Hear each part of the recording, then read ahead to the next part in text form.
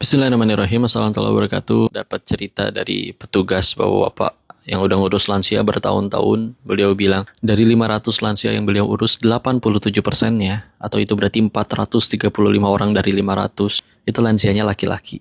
Ketika ditanya kenapa, hampir semuanya mudanya bandel.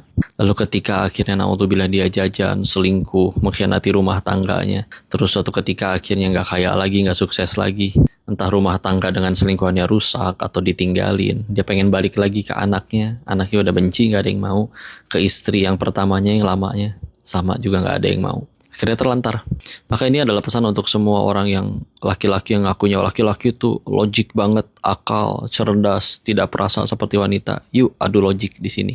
Demi kenikmatan yang kamu kejar, mohon maaf ya, selingkuh, zina di luar sana. Berapa menit sih paling nikmatnya? Setengah jam juga belum tentu. Lamaan jajanin selingkuhannya, cas cis cus, bawel sana sini. Terus gara-gara nikmat yang sebentar itu, mohon maaf, belum potensi penyakit kelaminnya.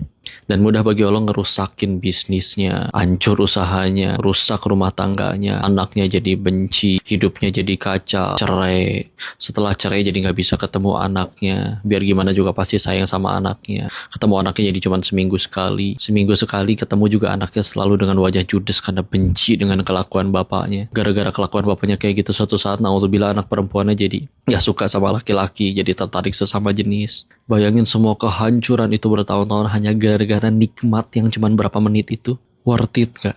Again, yuk mikir. Nabi udah mengingatkan sebaik-baik dari kalian adalah yang paling baik terhadap istrinya. Pengen tahu nih orang baik atau enggak, tanya istrinya.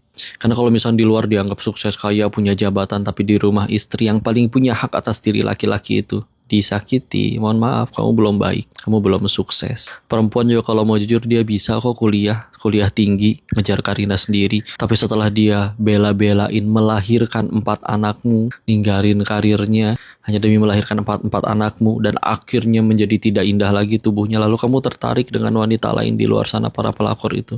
1, akhlakmu rusak. 2, akalmu gak jalan. Yuk, bismillah yuk. Bukan nggak boleh, Allah sudah aturkan dalam Islam, silakan, ada salurannya. Menikah, kamu tertarik dengan di luar sana, kata Nabi, maka pulang, cari istrimu. Karena semua yang ada pada wanita di luar sana juga ada pada istrimu. Dan bismillah nggak worth it, teman-teman. Dan bismillah ketika kita takut sama Allah, nurut sama Allah, bismillah, Allah yang akan jadikan rumah tangganya indah, jadi kebaikan, jadi manfaat. Di hari tuanya dikelilingi orang-orang yang begitu menyayangi kita, istri yang setia, anak-anak yang berbakti, apalagi yang lebih indah dari itu di hari akhir kita. Bismillah ya.